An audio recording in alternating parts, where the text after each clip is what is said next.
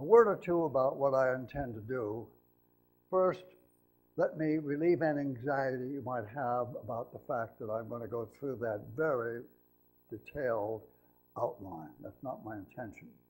The outline is for your use as background, and since virtue ethics sometimes is difficult to put all together in one place, I've tried to put the major ideas in virtue ethics into that several pages, and also to give you citations, particularly from the ancient literature, on the origins of virtue ethics, so that you, if you wish, may go back and look at some of them yourself.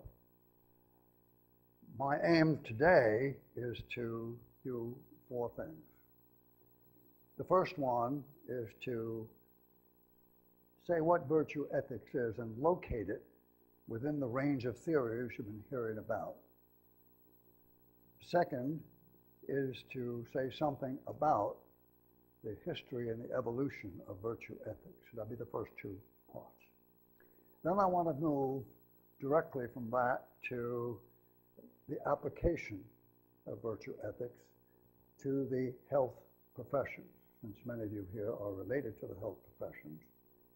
And when I say health professions, I mean that, although I'll be using physicians as the example because I am a physician, and I'm a little reluctant to talk about other professions since they have their own professional view of looking things, not as far as virtue goes, but I think they should represent their view of what the virtues are.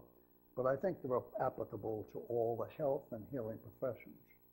As a matter of fact, and I'm not going to go into this, I would go further. What I'll be talking about, I think, is the foundation for a moral philosophy for all the healthy professions, in which I would include, hold your hat, medicine, and under that rubric, nursing, allied health, all the health professions, law, medicine, ministry, and teaching. I'm not going to vex you with all of that. I want to use a paradigm case, which is how virtue ethics makes a difference in the physician-patient relationship. And the best way I can start that is to talk about something in the world of experience. I think people fail to realize sometimes that philosophical concepts emerge from experience. Even if you're not a realist, you're thinking about some experience which causes you to reflect, and reflect on it from a point of view of looking at the concept that might be underlying it, and that's one facet. And that's the one that's been emphasized for the most part in the history of philosophy. There's also on the other side experience, the experience from which the concept comes, and the experience is buried and embedded in details, and you have to also look at the concept within the experience and then withdraw it. And I think the best thinking is an oscillation between the concept, which is abstract, and the experience and the existential relationships at the other. So I'm going to try to mix the two, if I may. And for any of you familiar with the philosophy of Gabriel Marcel, forgive me if I steal a little bit from his book on the relationship of experience to philosophy. Let's look at the first of the four items I want to discuss. First one has to do with virtue ethics. What is it? Where does it fit in the spectrum of ethical theories? This week, you have been, for the most part, introduced to one of the most important contemporary theories, the four-principle approach, which itself has its historical origins and so on, which I won't go into, but the four principles are a very important way of looking at biomedical ethical issues. Virtue ethics is another theory. It's the godparent of all of ethics. And it tends to crop up like godfathers do at family reunions. And sometimes they become a bit obstreperous, these grandfathers. To remind you, remember there was something before you all came into existence. I'm not going to be doing that, but I do want to say that I want to be talking about the oldest, the most persistent, most general theory of ethics, the one which dominated ethics and the philosophy of ethics for close to 2,000 years. And it's the ethics of the person, of the moral agent. It's the one that has to do with character, the character of the person who is acting. Why is it important? It is important because in any moral event, you have at least 4 elements. One of them is the agent. Another is the act itself. The 4 principles are a deontological ethic, that is to say, they deal with rules, guidance, guideposts to decision making, but they focus on the act primarily. The third element is the circumstances, the way it changes the moral event and its meaning. And those are the circumstantial ethicists or the situation ethicists. And then there are the consequentialist theories, the outcome, the product.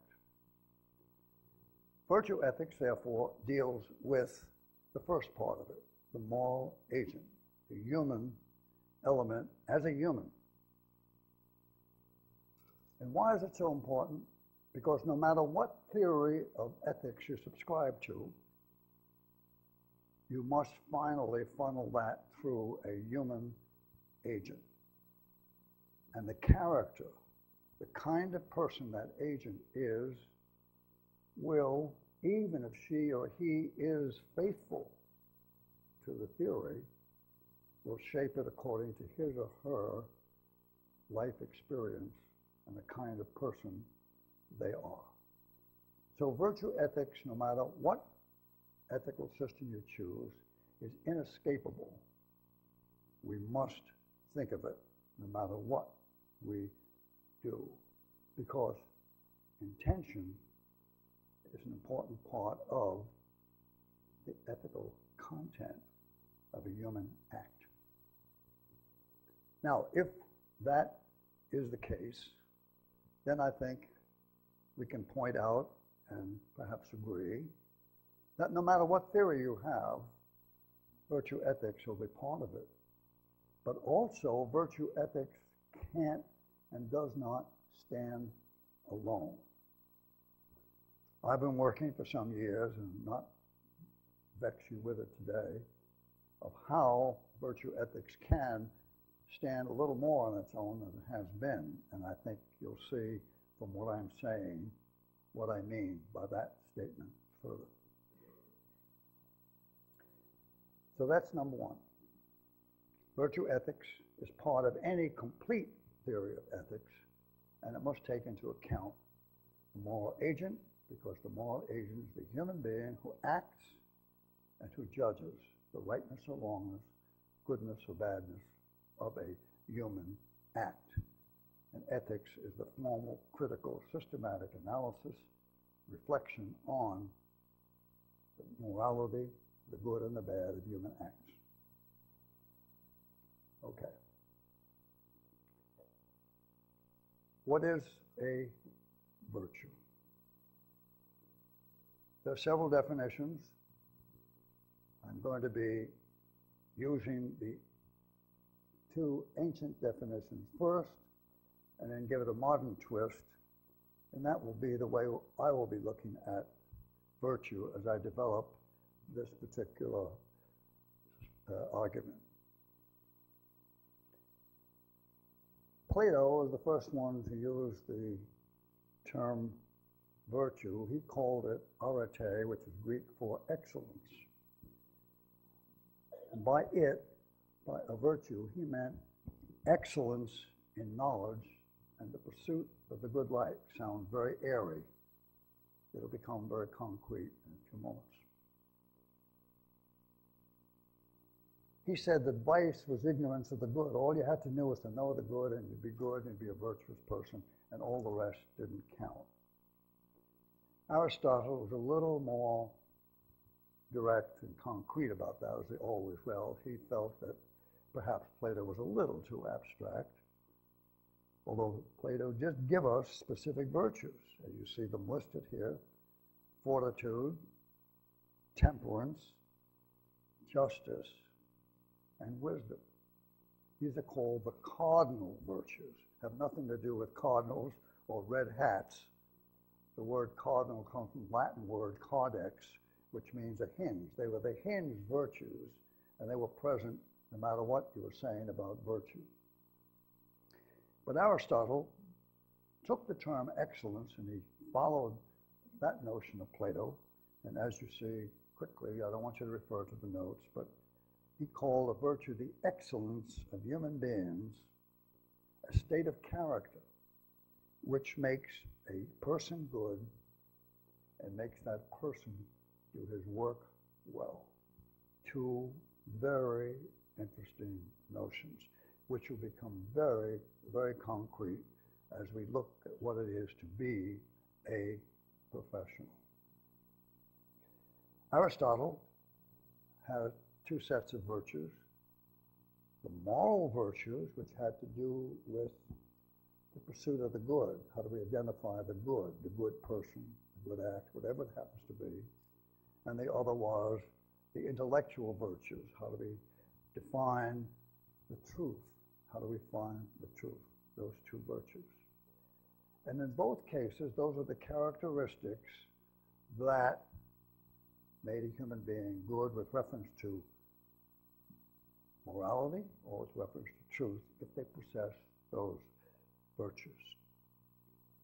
Finally reduces down to both essentially saying that a virtue was a predisposition, a fixed disposition, to act in such a way that one achieved the good of what one was aiming for, of the act, and in that became a good person himself or herself.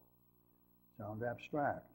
We'll be leaving that realm shortly, but you cannot understand virtue without understanding where it came from and what it meant for some 2,000 years, because the end of ethics was, for those 2,000 years, the making of good persons.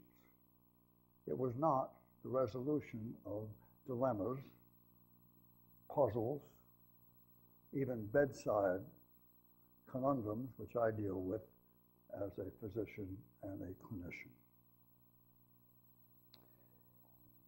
I'm not going to go into the evolution of this concept except in the very broadest sense of the word. It underwent a number of changes in Hellenic period, so on. The next major change was in the Middle Ages, when Thomas Aquinas and other theologians added to the intellectual and the moral virtues a set of theological virtues, being themselves theologians. Now, I'm not going to be developing the theological virtues, so do not worry about that. But I want to line out the fact that some people will be talking about theological virtues as well as intellectual and moral virtues. The three groups taken together make up the substance of what virtue theory is about.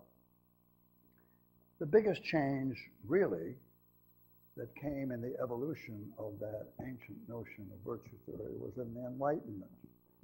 That time, around the French Revolution, when the French philosophes began to examine the traditions of the Western world, primarily, which is what I'm talking about here for the moment, the Western world, and began to look for a system of ethics which was free of metaphysics, which very much was at the foundation of Socrates, the Stoics, and Plato and Aristotle, and free of metaphysics and free of religion. So to cut the bond between virtue and those traditions. At that time, then, ethics began to switch over to consideration of rights, consideration of political, social, and other dimensions, moral sentiment theories, etc. Not going into it in detail, but moving away from the agent primarily to the acts themselves from particular perspectives. And therefore, virtue ethics suffered a kind of decline. It was too vague, and it leaned too much on ancient notions. Virtue ethics, as we'll be talking about it today, underwent a renaissance about 20 to 30 years ago, largely through the impetus of two contemporary philosophers, Elizabeth Anscombe in England and Alasdair MacIntyre in this country. And they asked for a resuscitation of virtue ethics, using that classical background and then bringing it up to date in relationship to the problems of our time. So those, we now are in the midst of a resuscitation of virtue ethics, and it is undergoing many, many transformations and discussion. I don't have them all in my outline by any means, but if you look at the outline later on, when you get a chance to reflect on it, you will see this development of these ideas. Now, whatever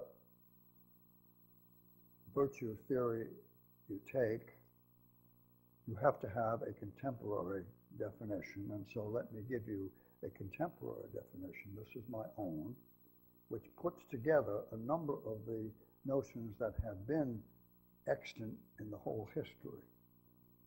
Here I would define and I'm going to be using it this way as I bring it down to the health professions.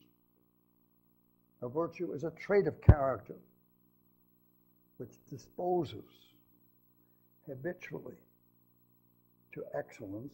You see, I stole that from Plato, arete, of intent and performance with respect to the end, that is the purpose where you're going, specific to some kind of human activity, whatever it is, medicine, nursing, engineering, architecture, being a husband, being a wife, being a teacher, whatever you're doing, you orient, you're so disposed that you act well with reference to what it is you're trying to do. And when you say he's a good teacher, what do you mean? He achieves the ends of teaching, information, instruction, understanding the student. And of course, if you're a classicist, you know that education means drawing out of the student what he knows and how help him how to use it and understand it. That's a virtuous person. So a virtuous person, I would now say, is one who predictably can be expected to act morally well in any situation. My shorthand for it is the virtuous person, doctor, lawyer, you, me, is one who can be trusted when no one is watching. It's a simple definition. A virtuous person, more formally, is one who can be predictably expected to act morally well in any situation. You know such people. You know the person that you can rely on and depend on. Healing and helping the sick is an activity that is specific to clinical medicine and nursing. And the end, the purpose, in Greek, the telos, of nursing and medicine is the good and the welfare of the person who is ill and presenting to us. That's a very quick review, an inadequate one, and you'll find a much better presentation of the background in the notes. But I want to move now, time is always moving, you have to watch it. I want to move now to what does this mean in the concrete existential situation of being a health professional. And to do this, I need to ask you to put yourself on the gurney. Every single one of you has been or will be a patient. You're not a consumer. You're not a customer. You're not an insured life. You're a human being in need of assistance and help. Get on the gurney. Do it right now. Envision yourself in a foreign country where you don't know the language, you don't know anything about the medical system, and in your enthusiasm for the beauties of the countryside, you drive a little recklessly around a curve, hit a concrete abutment, and find out that the density of that particular substance far exceeds the capacity of your flesh to absorb it. In simple language, get a couple of fractures. You find yourself lying at the roadside, and for the clinicians present, your leg, instead of being this way, is this way. We know you've got a fractured hip. And one or two ribs are broken, and you've lost consciousness for a period of time, and you're bleeding. Paramedics, whoever they are, whatever they are, pick you up, bring you to a hospital on the gurney, and you're rolled in. And someone with a white coat comes up to you with a stethoscope around his neck or her neck and says, "What can I do for you? How can I help you? What is the problem?" The question I want you to reflect on in the next moments as we go through where virtue fits into all of this picture is, what are you most interested in at that moment?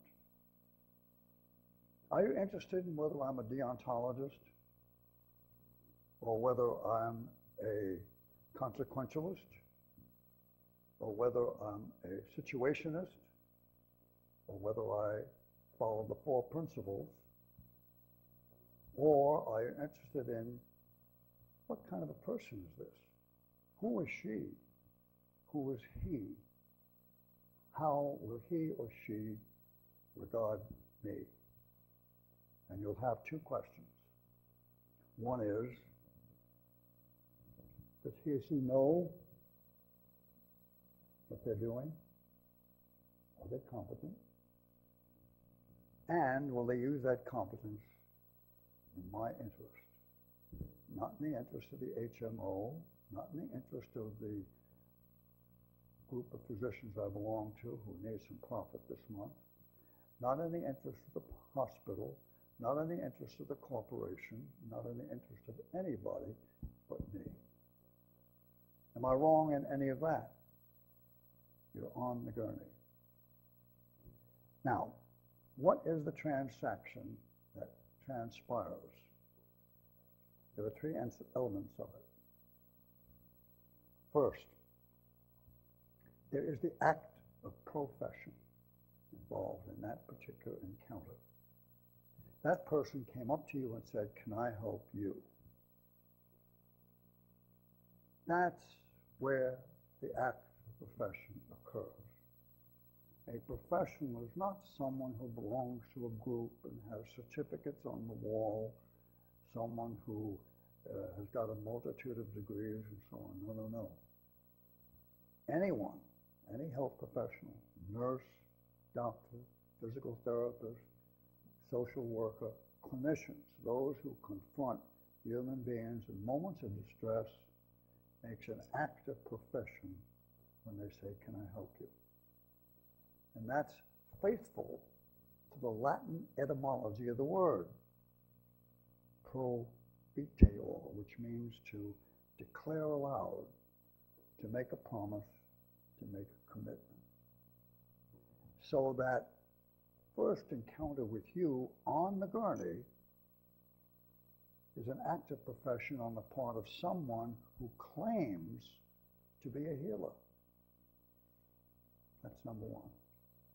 A promise has been made. Second, that person will be using the means available to us in medicine. Our knowledge, limited or genuine or extensive, depending on the problems that you face. That's what I would call the art of medicine and the act of medicine. Art, I'm using this in the ancient interpretation that I understand of art as the capacity to do a thing well, whatever that thing is, a technique. Does that person have the capacity, the knowledge, the information? And will that patient act for my good? My good as a human being, which includes two things: my physical good and also my moral status, something that is morally defensible. Will that person combine these two in the decision? Because I can assure you, as a physician, that every serious decision involves a fusion of a technically correct decision and a morally defensible one. The two go together, especially today with all the techniques we have available to us, many of which are so powerful and many of which are equally dangerous in relationship to their power to help. Will this person use those for my good? Those are the three elements. So we have the starting point of a professional relationship by the act of profession, and all the talk about professionalism and deprofessionalism today is interesting, but this is where the reality, the existential and the experiential act begins. So therefore, to do good, you must act for the good of the patient. Medically, that's the lowest form of good. The good the patient perceives for herself, defined by herself. The good of the patient as a member of the human species, something under attack today. And finally, even though they may or may not be religious, that's not the point, spiritual good, something beyond that transcends their material good. And every human being has some aim, goal in life, which is theirs. Those are the four goods, and we're in the business of trying to satisfy those needs. Now, let's take the definition of virtue, let's put it into that setting, and let's see what actually the virtues are that we want to practice if we are to be good nurse, good physician, good health worker.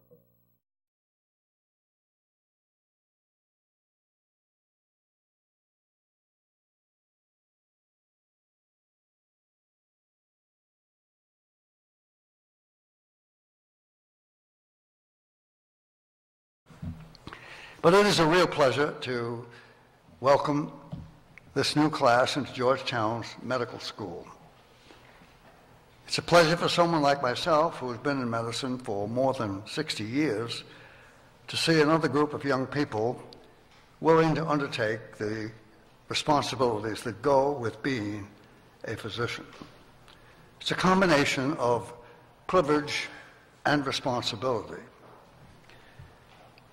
I think you made a wise choice, particularly today when so many young people have so many other avenues available to them. But having decided to embark on that career, I'd like to take a few moments to say something about the heart and soul of what it is to be a physician.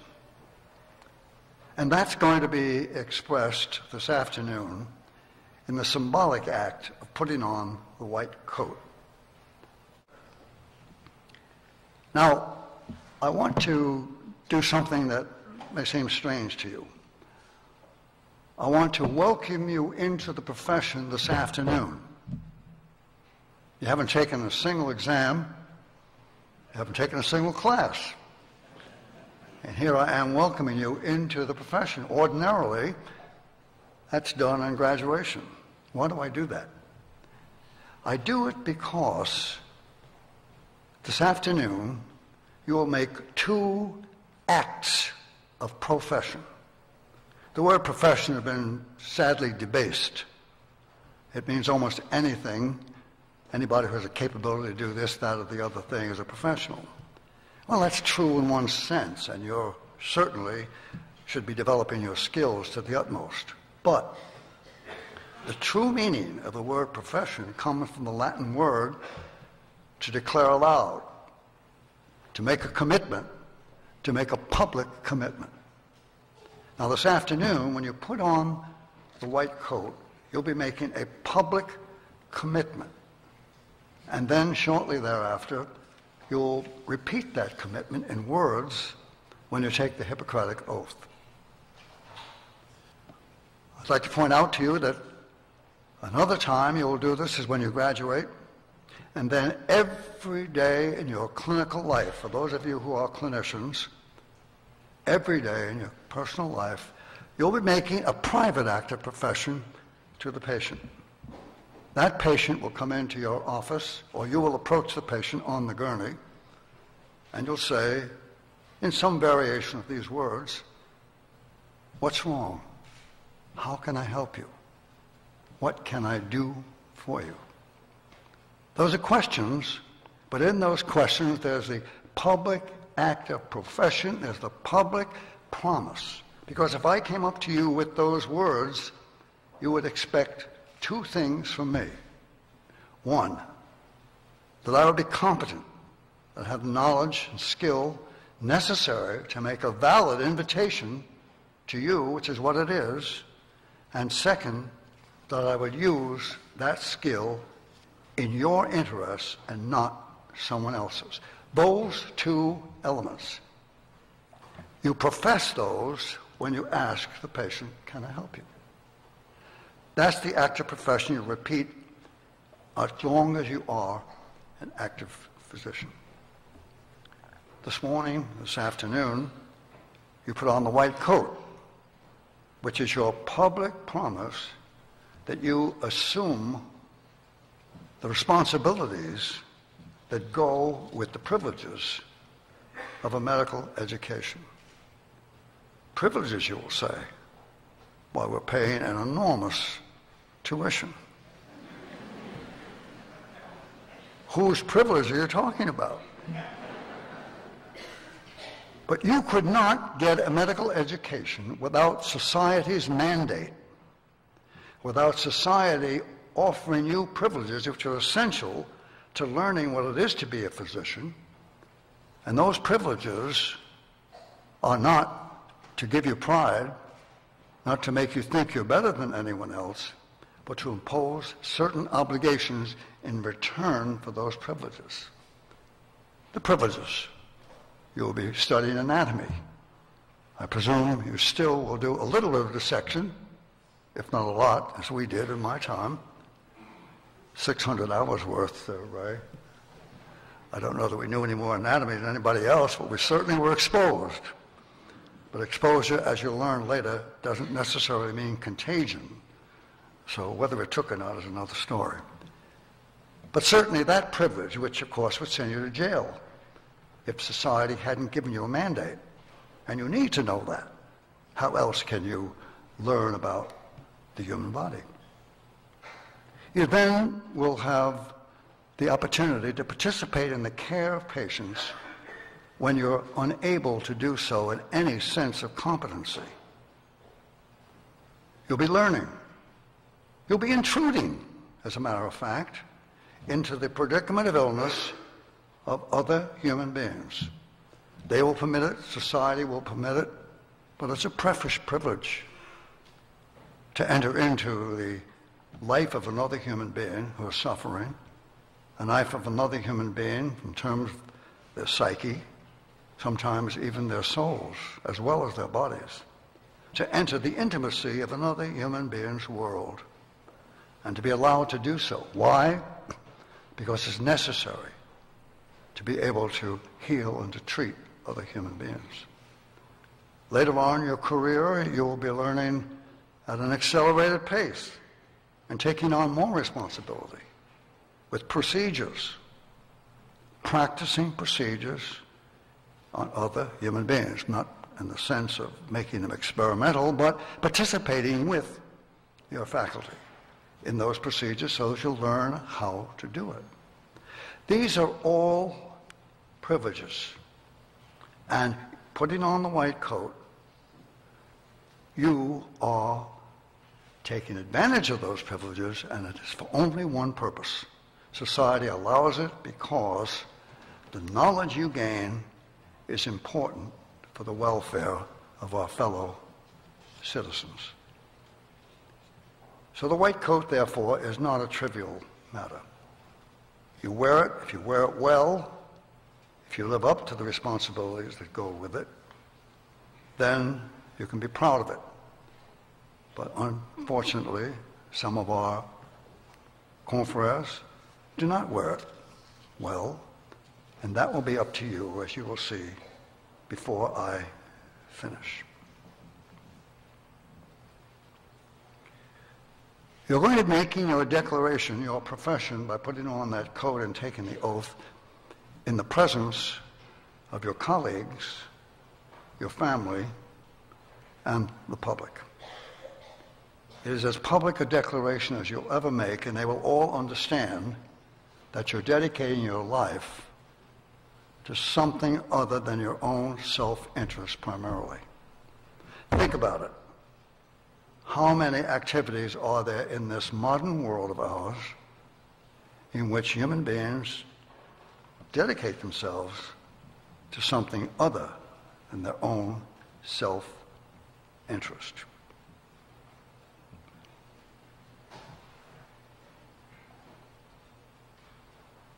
From this day forward, the sincerity, the genuineness of your active profession will be threatened. You're a human being, like all the rest of us, and it'll be threatened from many quarters. There's an obsession today with bottom lines, competition, profit, deprofessionalization, taking you away from the notion of profession to your own interest in the industrialized and commercialized world that medicine exists in today.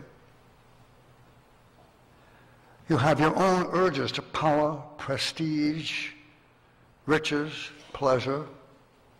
They'll all threaten that same profession and undermine it. It'll be easy to rationalize it. There's prevailing moral skepticism in our society, notion that ethics is a matter of statistics. The more people we help, the better, regardless of what method we use. Standards of right and wrong are under question. It's going to be very easy to become lost, to become morally lost, emotionally lost. And I can tell you that that is not something which happens only to medical students or residents. It happens to physicians throughout their lives.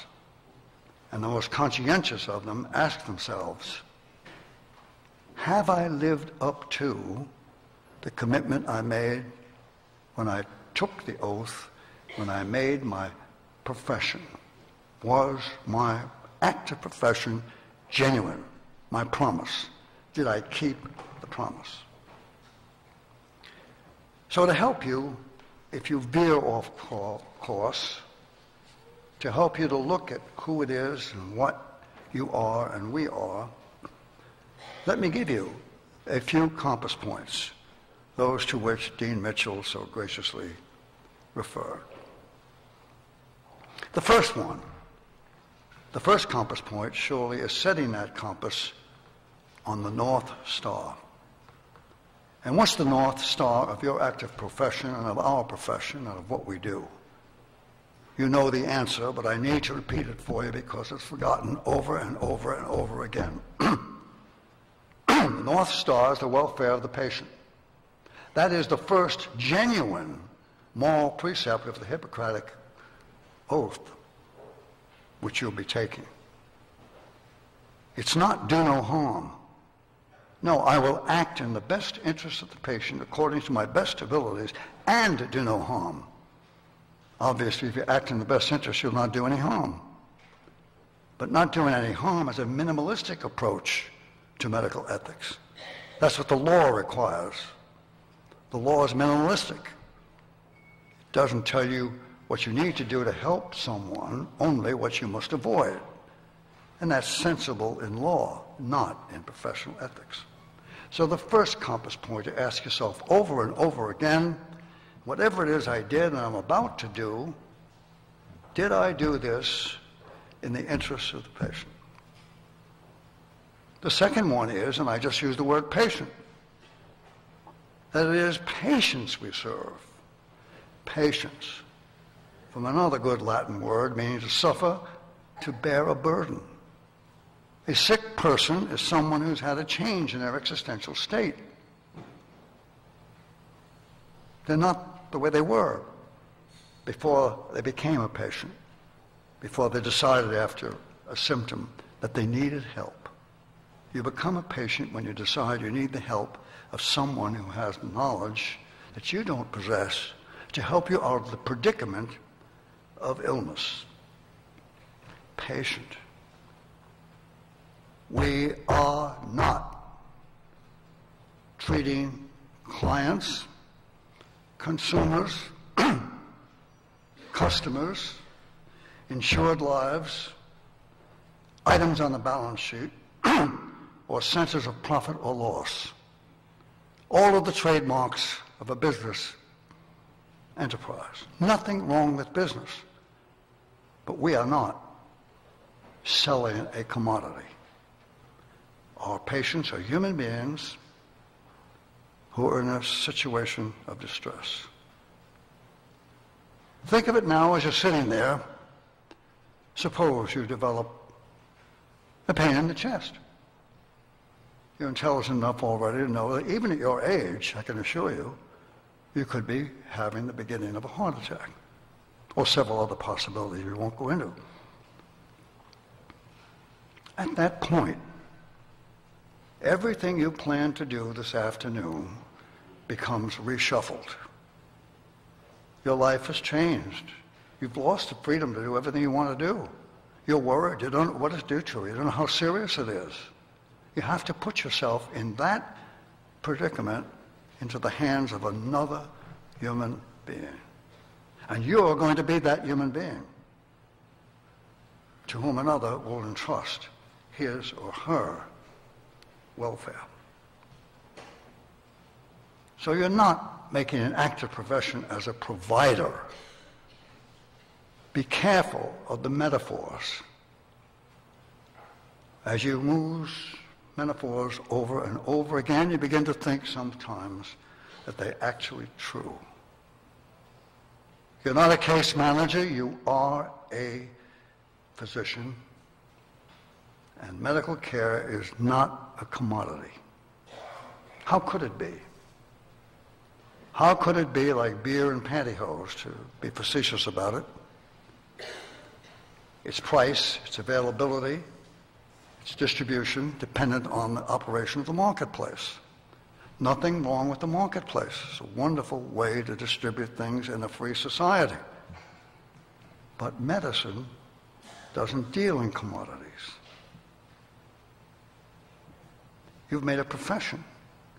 You made a promise to deal with vulnerable human beings. Those are the third, fourth compass points. Remember always that you have and will have enormous power to help and to harm. And today, as we gain increasing power over every facet of human life through the advance and progress in contemporary biology at the molecular level, it becomes clearer and clearer that if we are to use that power wisely and well, it must be used within ethical constraints. You can take advantage of a patient. The patient is vulnerable but also exploitable. Sadly, that exploitation has occurred, will occur. It is not consistent with the active profession you're making today or will make in a few moments.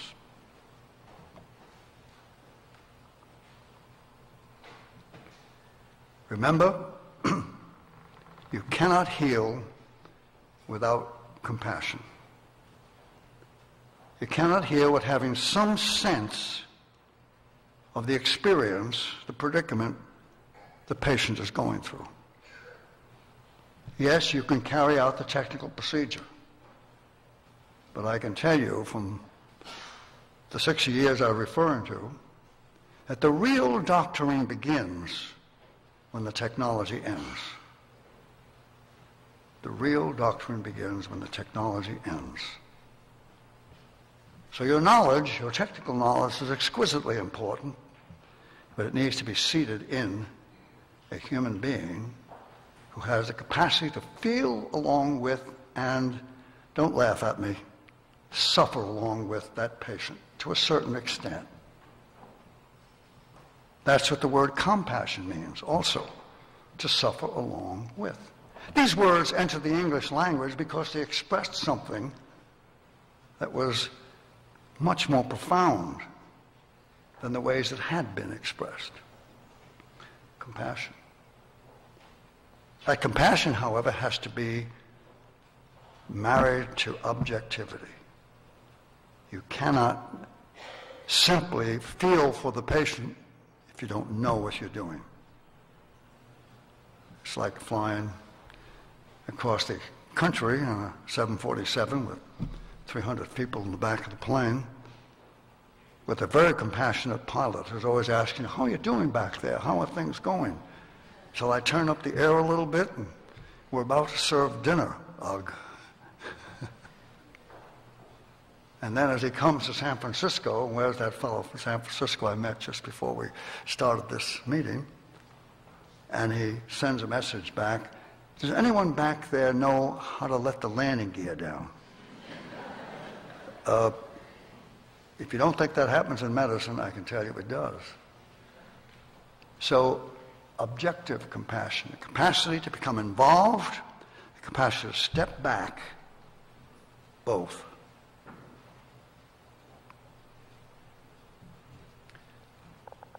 Remember, you cannot escape complicity. You write the order. Today, in a highly organized structure that medicine is, very often physicians think that, well, I'm doing what the system requires, or I'm part of something bigger than me, or I can't be responsible for this ethical problem. We're going to get an ethical consult. And I have to say over and over again when they do these consults, I cannot remove you of your responsibility. Whatever happens to that patient comes as a consequence of something you ordered, and you are therefore complicitous if harm comes to the patient. We can't avoid it. It's not just physicians, other health professionals as well, responsible for the things that within their sphere of expertise, the nurse, the allied health worker, the social worker, the pastoral counselor. They are all clinicians confronting human beings in the situation of illness. You will be dealing with teams, with other people. Take their advice, consult them. But remember, you sign the order. Moral complicity. I said that you took and will take your oath before your fellow classmates, before your families, before the public. You become, therefore, the members of a moral community, bound together by a common set of commitments. Again, back to that profession. If it's to be genuine, you have a certain responsibility then for each other. You also have a responsibility to see that our profession as a body, and we've failed in that many times, serves the interests of the public, not just the individual patient. So that a just health care system, the better distribution of health care, availability and accessibility, is not something we can wash our hands and say, well, that's the bigger issue, of course. We are a moral community. Just imagine how much power we have which we do not use, how we could affect change if we worked collectively in the interests of patients, not in our own interests. All too often, we have, as a profession, complained about something that's happened because it violated our privileges. The unfortunately distorted notion of privilege, not privilege the way I used it at the beginning, a privilege which meant obligations. No, but suppose that we, and if we had the courage, with other health professionals, were to stand for what happens to patients in our healthcare system. Some of the things that disturb us today about the system need to be brought to the attention of the public. We have great moral power. We should use it. Finally, you are going to be and should be and must be a continuing student. You've heard that before. But one of the great attractions of medicine is that it changes. We learn more. We become wiser. We recognize our errors. We have to correct those errors. But remember, this goes right back to the first part of your profession, the active profession. When you said, can I help you? The first thing was competence, wasn't it? As the years go by, it's easy to lose that competence. Take it from an aging cerebrum. It's very easy to maintain that competence. So these are your compass points. Alone, they're not going to suffice. They've got to be calibrated. They have to be set firmly and unerringly on that North Star, on the good of the patient. You have to do this sensitively, accurately, and most important of all, and this is the final compass point, everything ultimately depends on your character. I am a teacher of ethics as well as clinical medicine, and the one lesson I'll give you from ethics is that it is not a question of solving puzzling dilemmas or knowing the principles of ethics. It's learning something about who you are, about your character, and what are the things that drive you and how they relate to North Star, the patient you're treating. So I'm going to put alongside the compass points I gave you 8 virtues, and I'll be ending. 8 virtues. I teach virtue ethics among other theories, and I can assure you that there's no way to avoid the character question. Because no matter what theory of ethics you have, it's going to have to funnel through a moral agent. And the moral agent is a human being And you as a physician are the moral agent through whom the care of the patient funnels in terms of its ethical dimensions. You are, believe it or not, and I know this sounds pretentious, but it's fact, you are the ultimate and final safeguard for that human being. You have to protect that patient in the organization against the policies of the nation or the institution that's deleterious to that patient. You have to be able to stand up and take your stand. What are the virtues? First, obviously, fidelity to trust. Fidelity to trust. You elicited trust by promising to help.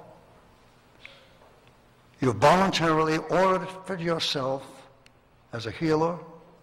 Let's call things by their right name. This is not romanticism. This is the real world.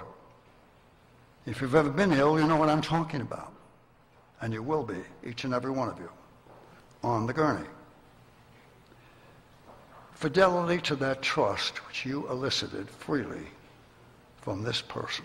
And the patient had to trust you. They had no choice. Oh yes, they could have investigated your credentials and qualifications and the number of your mortality, morbidity statistics. But in the long run, they have to trust you. That's number one. The second virtue I've already said something about. I'll repeat it just quickly. This notion of compassion. Over and over again, common criticism of our profession is that we do not ever seem to understand the situation the patient is as a sick human being. I ask patients over and over again, what should I tell these young people? And what they tell me is, and not making this up to fit into my remarks, they tell me, tell them please to try to see the world a little bit from our point of view. The vulnerability, the dependence, the anxiety of submitting yourself to another human being's ministrations. The third one will not sit well with you. Suppression of self-interest to a certain degree. We're not asking here for monastic medicine, please. Don't reduce what I'm saying to that kind of absurdity. But we are saying that medicine, because of the nature of what it does, this vulnerability of the patient, the dependence on you, that situation means that you can't put your own interests first. And when it comes to money and profit, that will become a very important, significant challenge and a significant measure of who you are. The fourth virtue is humility. Here I've been putting all these enormous responsibilities on you, inflating you, but I hope in a way terrifying you as well, because it terrifies me. And now I'm saying humility. We have to bear that knowledge well, kindly, and again, within ethical constraints. Intellectual honesty. Saying what you do not know and knowing when to say and what to say about what you do not know. Dean Mitchell has not asked me to interview any of you for medical school, so you didn't have the dreadful experience of an interview with me, which would have centered on one thing only: your intellectual honesty. I'm not going to go into the methodology I use, but I am interested in knowing whether you are safe to be trusted at 3 o'clock in the morning when nobody's there and you've got the fate of another human being on your hands. Intellectual honesty, knowing what you do not know. The sixth is moral courage. The courage to stand up against the system, to stand for the patient, to stand for the justice of the system. Moral courage. Moral courage to expose yourself. We don't know what the next contagious disease will be. It comes down the line. I was always greatly distressed when AIDS first came into the picture, and some young physicians would say, I'm not going to treat these people because it wasn't in my contract. The physician-patient relationship is not a contract. Can never be a contract. How could it be? Contracts are carried out between people with at least some semblance of equality and bargaining power on both sides. What's the bargaining power of the man on the gurney with a pain in his chest? The seventh virtue is altruism. Thinking about and wanting to do good for those you meet. Essential, because the first principle, as I said some while ago, is beneficence, acting in the best interest of the patient. And then finally, moral integrity. Knowing where your no is. There are some things you must never do. I know you won't like this, but there are moral absolutes, at least in medicine, without arguing the case elsewhere. There are moral absolutes in medicine, which can't be abrogated without your abrogating this active profession you're taking this afternoon, we'll take in a few moments, and take throughout your life. So, many times, if you're a conscientious physician, during the course of your professional life, you'll want to examine where you have been. If you're really conscientious, you'll examine yourself at the end of each day. Did I carry out my daily work in accord with the promise I made, the fidelity to trust? All of this is what ethics is about. Not about those theories, which I write about in extenso. It's about the kind of person you are, about the way you examine yourself for the degree to which you've lived up to the promise you've made, and the degree and extent to which you know where you have to say no. And we've had too many examples in world history of bodies of physicians, and even now in our time, who are not saying no when the fundamental ethical promise they've made is violated. We cannot do the Pontius Pilate act. We are responsible. Thank you very much.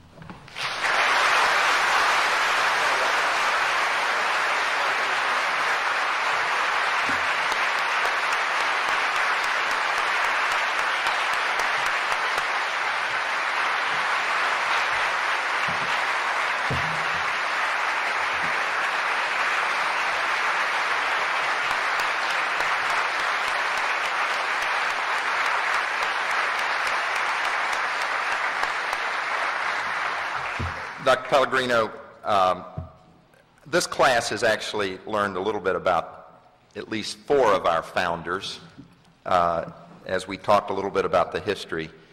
But our founders include our heroes and those who keep us on the compass points as we move as an institution.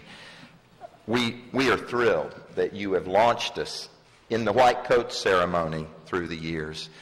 I can tell you officially that going forward, you may not be behind the podium, but going forward, this will be the Ed Pellegrino Lecture in Professionalism every year for the white coat ceremony, as long as we're here.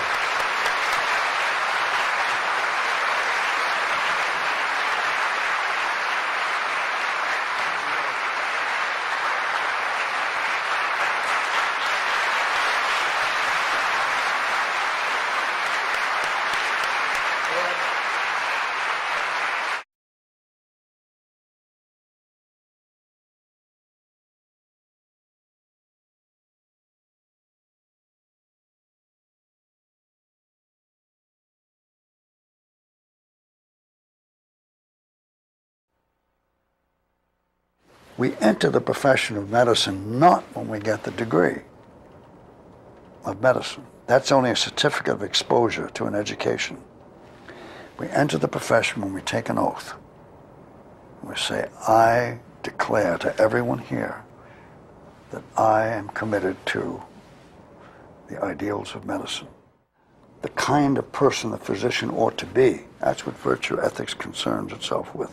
What kind of person should the physician be, rather than what rules should he follow, what obligations, what duties. Those are important, but they're secondary to the kind of person the physician should be. So I talk about the virtuous physician. The virtues I've been talking about, namely fidelity to trust, compassion, intellectual honesty, courage, benevolence, for example, are necessary because without those personal characteristics, the physician cannot truly heal, cannot make whole again. Medicine, along with ministry, law, and teaching, is a helping profession. They all confront human beings in states of need, universal states of need. They all require that something extra, that something special in the dedication of one human being to another, because of the fact that they're dealing with other human beings in a state of vulnerability. To satisfy those requirements, one must be more than one perhaps feels one can be. One needs to strive for perfection, realizing we're not going to reach perfection. But I think it's extremely important to set an ideal which you know you're never going to satisfy perfectly, because one thing is clear, you're going to fall below the ideal being human. But if you set the ideal high enough, when you fall from it, you're at a much better level than if you set it low and you fall from it down here. The question is often asked, what's the most important thing in the ethics of medicine?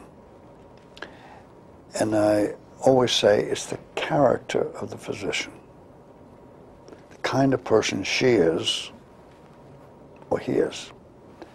And I say that because there's the moment of truth. The moment of truth may come at 3 o'clock in the morning when no one is watching. How you behave, by behavior I mean how you act in the interests of that patient, and what you do when no one is watching is the measure of the kind of person you are. Socrates was asked, can you teach virtue, Socrates? And Socrates went on at great length. He didn't really answer the question very satisfactorily, but he explored it beautifully. But Aristotle did answer it, and he said, yes, you teach virtue by the practice of virtue. Young people, despite their cynicism about us older people, are looking for models. They want to see us act with consistency, to behave as we speak. And they have a wonderful nose for hypocrisy. They'll catch you right away when you turn your back at the wrong time to the patient. You are not a virtuous physician. So we teach virtue in a medical school largely example we give as teachers. I think for the young person contemplating medicine today, they should step back and ask themselves what kind of life they want to lead in a general way. But more important than that, ask themselves if they want to do something which is more challenging than they can ever meet fully in their whole lives. Something which will lead them to a body of information which is bigger than they can encompass, which will bring them into duties and obligations which are larger than most people in this world face. Are they willing, do they want to enter a field in which they can do enormous good and enormous harm. And they have the responsibility of keeping those in balance. If they can say yes to those things, they ought to think about medicine. There is a great conflict today, as there always has been, between the timeless values of the ethics of medicine, which is devoted to the good of the patient and requires something more than acting in my own self-interest, and the profit motive. And that's due to the fact that we are today regarding healthcare as a commodity and saying that its price, its quality, its availability, its accessibility are determined by the forces of the marketplace. The physician faces a challenge to his character in today's social milieu, particularly because of the change in the way we've looked at medicine and what it is. In the commercialized, entrepreneurial world, in the market ethos, healthcare is a commodity. So why don't you pursue it as a business? I've been challenged by physicians to say, Dr. Pellegrino, you're a fool. Call that publicly, and that's not unusual. You're an idealistic fool. You know it's a business. Why don't you call it such and stop all of this blather about ethics and virtue? That's a challenge. And that is a significant number of physicians feel that way. I'm happy to say a large number do not and still want to do the right thing. They are the hope for the future.